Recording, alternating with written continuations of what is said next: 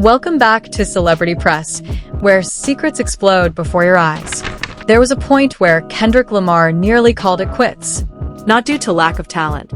Not because he wasn't grinding harder than anyone else, but because the industry just wasn't paying attention. And the chaos behind closed doors nearly silenced what would become one of hip-hop's most vital voices. Top Dog Entertainment didn't want to sign him at first. Eminem, reportedly, put him through a test that could have broken most rappers. And before the world ever heard Good Kid, Mad City, Kendrick came dangerously close to walking away forever. We're talking long, sleepless nights, quiet meetings behind studio doors, rejections, slammed doors. And even now, only one rapper has ever made it out from that fire, and it's him. Had even one moment gone differently, the culture might have lost the very artist who changed it all. Today, Kendrick is a Pulitzer Prize recipient, a generational oracle, a titan of his art. But none of it was promised. So, what exactly went down inside those secret rooms at TDE? What was Eminem's cryptic test? And how did Kendrick pull himself from the shadows of obscurity to become a generation's voice? Let's rewind to where it all nearly ended before it truly began. Long before he was King Kendrick. Before the Pulitzer, before the Grand National Tour, and before that Not Like Us moment that split the culture. Kendrick Lamar Duckworth was simply another hungry young MC from Compton, just trying to survive in a world that didn't want to hear what he had to say. And believe it or not, the industry almost succeeded in silencing him before he even held a mic. Let's take it back. Early 2000s. Around the block, people knew him as K. Just a slim, intense teenager with a notebook bursting with rhymes and a fiery look in his eyes. At 16, he released his first mixtape, Youngest Head and in Charge Star. That tape alone should have caught the attention of labels. But it didn't. There were no label offers, no hype, no industry buzz, just complete silence. Even in Compton, surrounded by legends and history, Kendrick didn't stand out at first. He didn't rock the loudest fits. He wasn't flashy. He didn't rap about popping bottles or designer chains. His lyrics were deep, introspective, some even said too smart for his own good. And when he finally got a meeting with Top Dog Entertainment, he thought it would change his life. But instead, they told him he wasn't ready. Word from inside TDE said Kendrick's early music lacked the voice. That he was too technical, not enough emotion. Some insiders even claimed Top Dog passed on him at first because they didn't know how to market him. He was too real, too lyrical, not mainstream, not flashy, not sellable. Let that sink in. The man who would eventually become the voice for the unheard was almost tossed aside because he didn't fit the commercial mold. But Kendrick didn't stop. He locked in, studied Nas, dissected Tupac, broke down Biggie's flows bar by bar, treated Ice Cube interviews like masterclasses. While the world kept ignoring him, he kept dropping fire. Training Day, C4. Slowly, the streets began to pay attention, but not fast enough. And at one point, he really did consider quitting. One of his early K homies told Complex that there was a night Kendrick was pacing the sidewalk saying, "Maybe I'm just too real for this rap *T. Maybe I'm not supposed to make it big." He was tired of being invisible. Then something crazy happened. Dr. Dre's camp started circling. And that's when Eminem came into the picture. Before Kendrick even got near Dre's radar or secured that now legendary cosign, a mutual contact from Aftermath reportedly pitched an idea. Test Kendrick's pen game. They needed to know, was this kid the real deal, or was he just local hype from Compton? According to an infamous behind-the-scenes tale, Eminem himself asked Kendrick to pull up for a session. But there was a twist. Kendrick had to write a fresh 16-bar verse, right there in the room. No phones. No crew. No pre-written verses. Just Kendrick, a beat, and M watching. It wasn't just a collab, it was a test. A rite of passage. Something Eminem quietly used to assess up-and-coming lyricists. No cap. You had to prove your pen was authentic. And Kendrick? He delivered. Fearless. No ego. Just straight-up bars. When it was over, Em allegedly nodded, cracked a smile, and told Dre, "He's the one. That kid's different." That's when everything changed. Suddenly, TDE took a second look. The same label that had once passed saw the truth. He wasn't just a rapper. He was a revolution. And from that moment on, Kendrick never looked back. Neither did hip-hop. But those early scars, the rejections, the doubt, the fear that he might be too different to ever be accepted, they never really left him. That's why even now, Kendrick raps with that urgency, that mission, that pain, because he knows he came this close to being erased. And what's wild? That was just chapter 1. Because even after impressing Eminem and finally securing his spot at TDE, Kendrick still had to fight internal label pressure, industry politics, and the temptation to sell out or get shelved. And what followed would challenge his values, his loyalty, and ultimately define his legacy. When Top Dog Entertainment finally gave Kendrick the green light, doors opened, the world embraced him, and the GOAT era officially began. But the truth? The real battle started the moment Kendrick inked that deal with TDE. Inside the label, Kendrick had earned respect, sure, but he was still seen as the quiet one, the introspective poet, the lyrical craftsman. Meanwhile, his label mates, J-Rock, Schoolboy Q, Absol, had already established their personas. Gritty, street heavy, in your face. And Kendrick? He was rhyming about trauma, politics, deep existential dread, growing up surrounded by death, yet still trying to feel alive. It was raw, maybe too raw.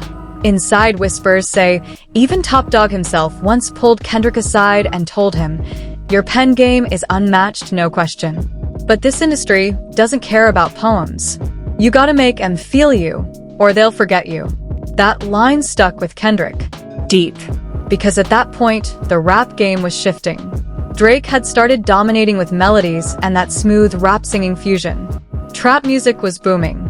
Artists were flooding airwaves with club anthems, party records, and viral bops. There wasn't much space for a hoodie-wearing, philosophical MC speaking on PTSD and survivor's guilt. TDE still believed in him, but they were also realists. They needed hits. They needed spins. And Kendrick? He was too much of a slow burn. Too introspective. Too layered.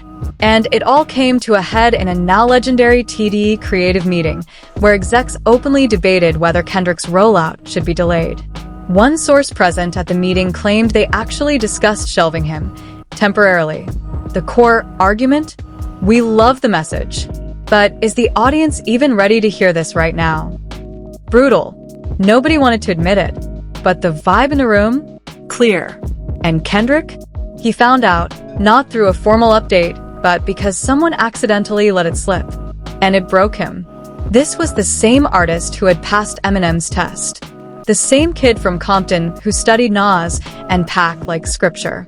The same perfectionist who rewrote verses a dozen times to carve out pure truth. And now, the very label that took a chance on him was doubting if he'd ever cut through. Word is Kendrick left the building in silence that day. No reaction. No argument. He just got in his car and disappeared for 3 days. When he reappeared, he walked straight into the TDE studio, shut the door behind him, and started recording what would become the earliest drafts of Section .80. But here's the plot twist. While the label questioned his marketability, Kendrick had already gained a powerful supporter, and not from within hip-hop. Dave Free, TDE's quiet genius and marketing mastermind, had been low-key placing Kendrick's music in unconventional spaces, art schools, indie film circles, even avant-garde fashion collectives. One of those collectives had an intern from Interscope who heard Kendrick's demos and passed them straight to Dr. Dre. Once again, destiny knocking. And when Dre heard those tracks, no hesitation. Sign him. Bring him to Aftermath. If you don't move, I will. That message made its way back to Top Dog fast. Everything shifted. Suddenly, TDE understood. They didn't just have another rapper on their hands. They had a generational talent, a disruptor, a once-in-a-lifetime pen. And Kendrick? He didn't beg for his spot. He made them come to him. So what did he do next? He dropped Section .80. Fully independent. Raw. Unfiltered. Authentically Kendrick. No manufactured hits. No watered-down singles. Just storytelling, pain, vulnerability, rage, and truth. Tracks like Keisha's Song, Ronald Reagan Era, and Hype We Are hit the underground like thunder. Sure, it didn't break the mainstream right away, but it shifted the energy. People began whispering, "Yo, Kendrick's different." Critics praised it. The streets respected it. And slowly, the fan base grew. Then came the moment that shook the entire scene. The cosign trifecta. Dr. Dre, Snoop Dogg, and The Game. All three stood beside Kendrick on stage during a TDE show in Los Angeles. Dre took the mic and said, "This is the future. This is what West Coast hip-hop sounds like now. Get ready."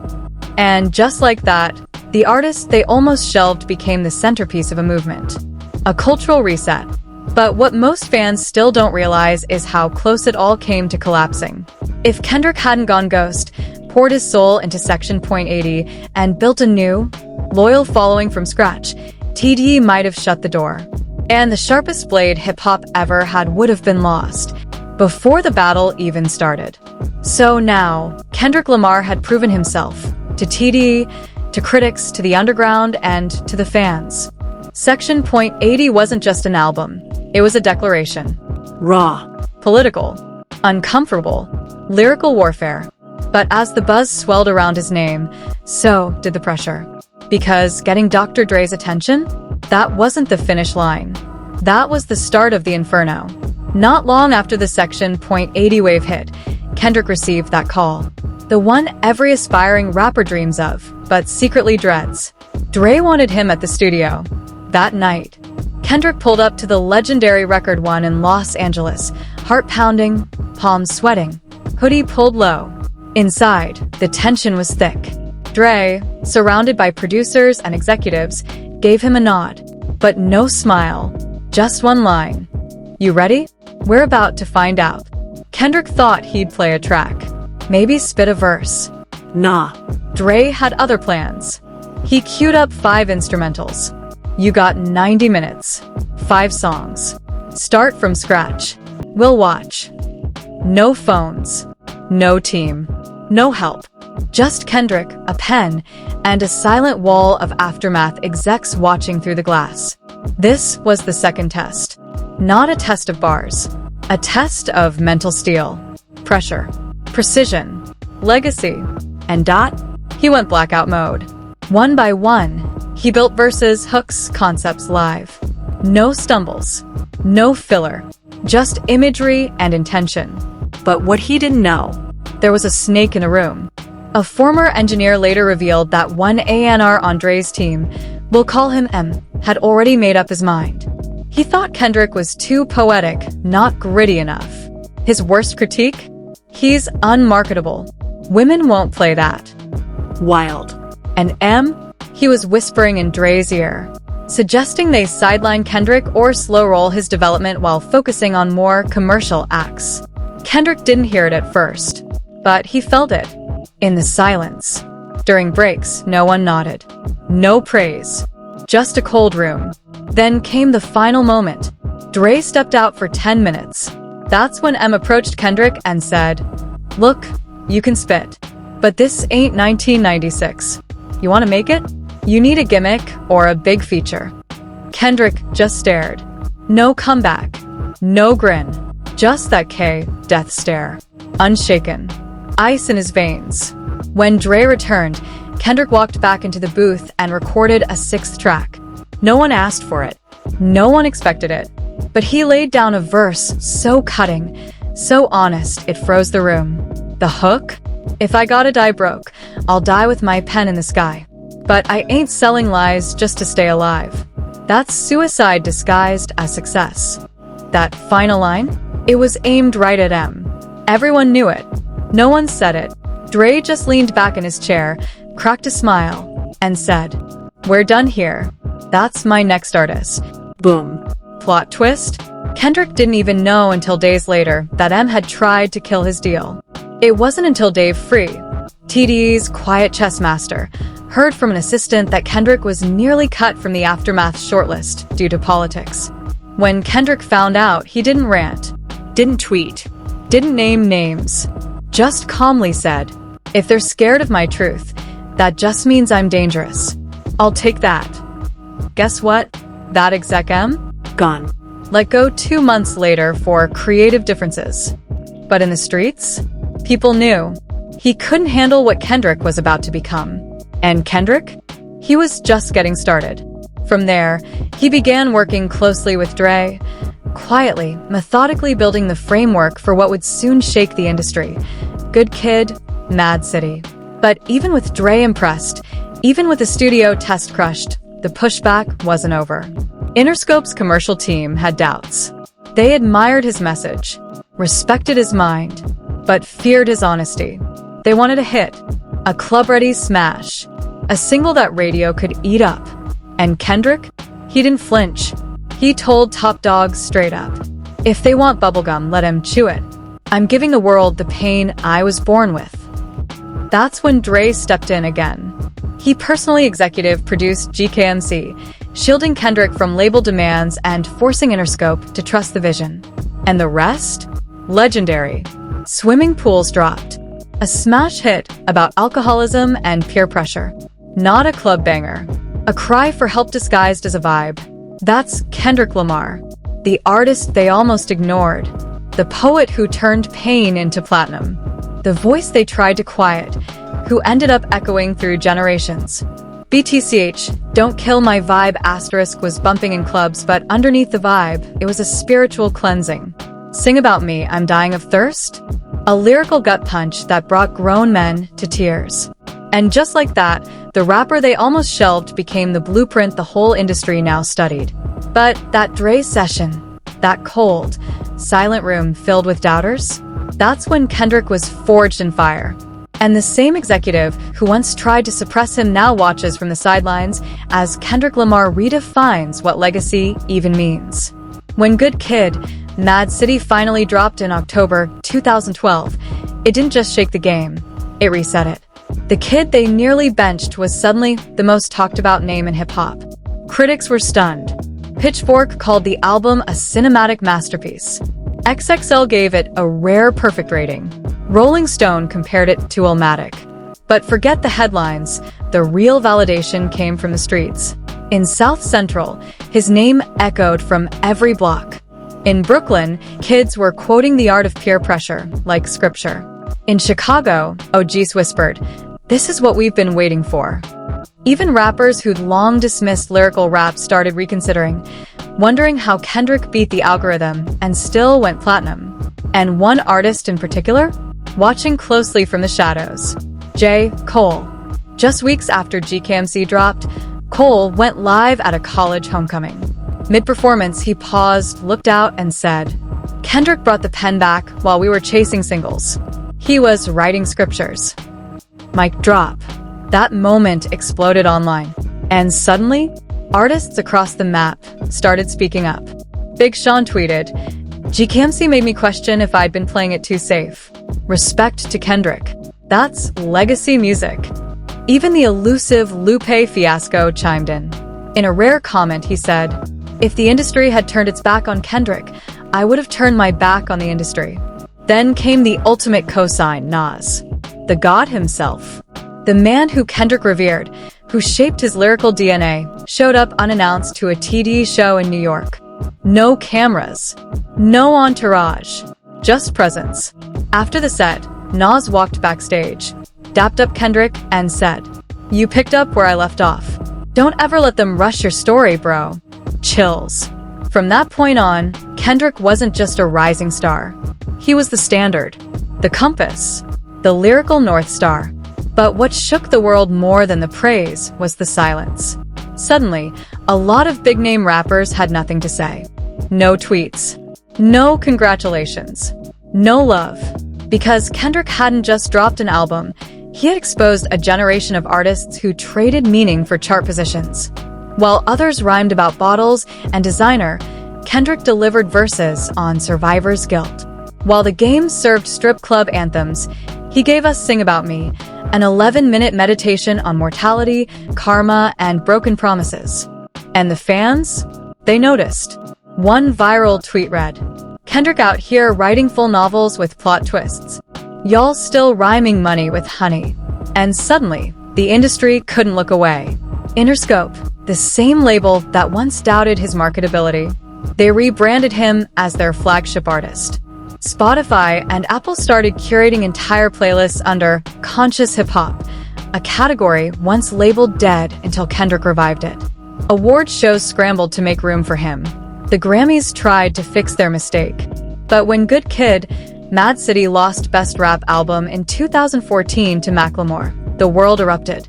Even Macklemore texted Kendrick and publicly apologized, saying, "You got robbed. That award was yours." Twitter dragged the Grammys for weeks. And what did Kendrick do? Nothing. No shade. No post. No diss. He just went back to the booth and quietly began shaping To Pimp a Butterfly. Because for Kendrick, this wasn't about revenge. It was about resurrection. Every rapper who thought the pen was outdated, every exec who said poetry can't sell, every fan who thought lyrics were dead, now they bowed to a kid they nearly erased. One tweet from a hip-hop historian said, "Kendrick made it cool to care again. K gave rap its heart back." One Compton mom posted, "My son walked in quoting, 'How much a dollar cost?' That's deeper than rap. That's generational." And behind the scenes, labels began searching for the next Kendrick. But there was one problem. There was only one Kendrick Lamar. Because what he brought wasn't just skill. It was conviction. Courage.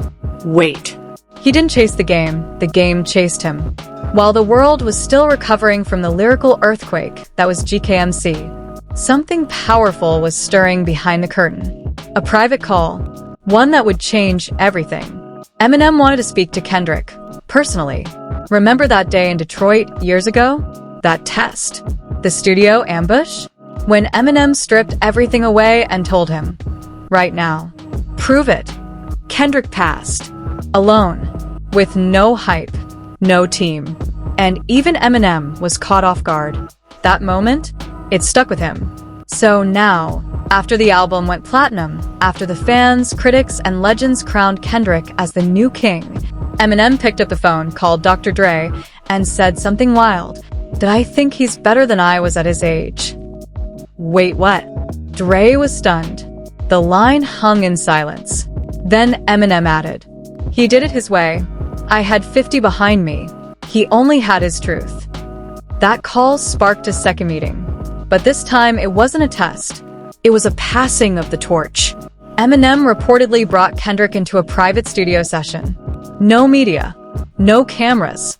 Just them. And there M said, "You proved me wrong. You're the only one who never played the game wrong. I doubted you back then, but you've become something I never could." Kendrick didn't flex. No ego. No victory lap. Just a nod.